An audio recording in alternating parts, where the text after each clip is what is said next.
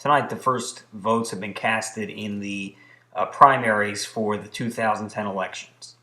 And I'm happy to say that my candidate for the United States Senate from the state of Pennsylvania has won the Republican nomination. Former Congressman Pat Toomey has won the Republican nomination for the United States Senate, and for that I congratulate him. Congressman Toomey, I supported him because I knew that he'd be a strong tax cutter who would oppose cap and trade, government-run health care, and the shutting down of Guantanamo. I'm confident that Pat Toomey will be a fiscal conservative who will also secure the border and stand up for a strong national defense. That's why I'm happy tonight that he won the nomination. The voters of Pennsylvania have spoken. They've spoken loudly and clearly. And there will be stark differences between Pat Toomey and either one of his opponents. Senator Arlen Specter is a good man, but his out-of-touch ideas simply won't stand with the American people and the voters of Pennsylvania. Congressman Joe Sestak, despite my disagreements with him on issues, is a good man who has served this country well. In Pennsylvania, I look forward to seeing a spirited campaign. Pat Toomey is going to fight for tax cuts. The Democrats will fight for higher taxes. Pat Toomey will fight for fiscal discipline. Democrats will fight for more spending. Pat Toomey will oppose cap and trade, government-run health care, and the shutting down of Guantanamo. Democrats will support cap and trade, government-run health care, and the shutting down of Guantanamo. Pat Toomey is the conservative choice for change in the state of Pennsylvania, and I'm confident he's going to win this November. In the state of Arkansas, it's unclear who. It looks like Congressman John Bosman will be the Republican nominee, and I congratulate him.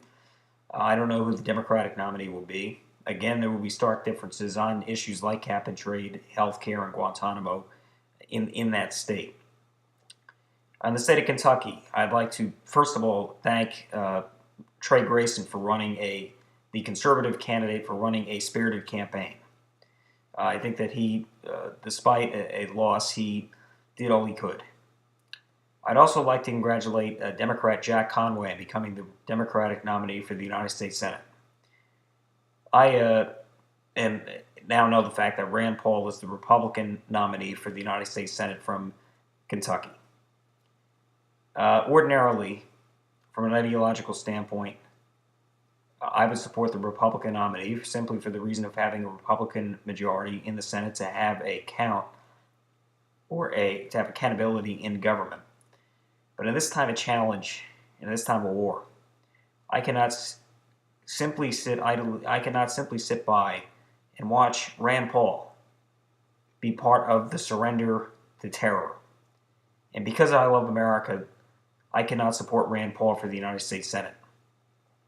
Rand Paul opposes the Bush-era foreign policy of peace through strength that has kept this country safe with the Patriot Act, and Rand Paul wants to end the war in Afghanistan before we defeat the Taliban and defend freedom.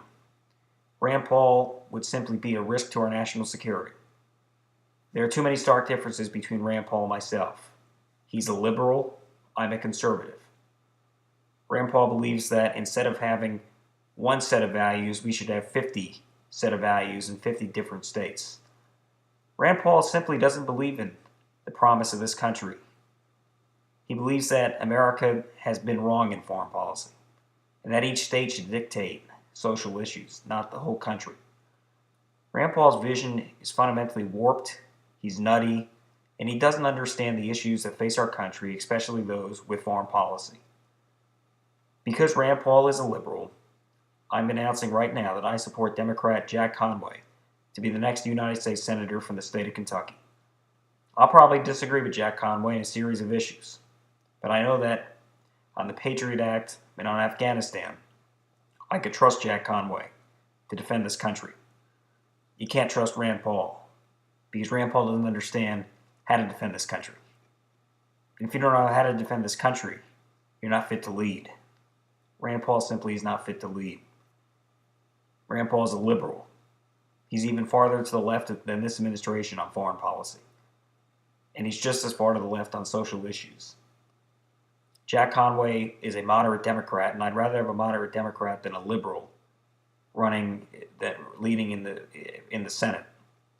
Therefore, I hope Jack Conway wins the election this fall because he is the better candidate, the more conservative candidate than Rand Paul.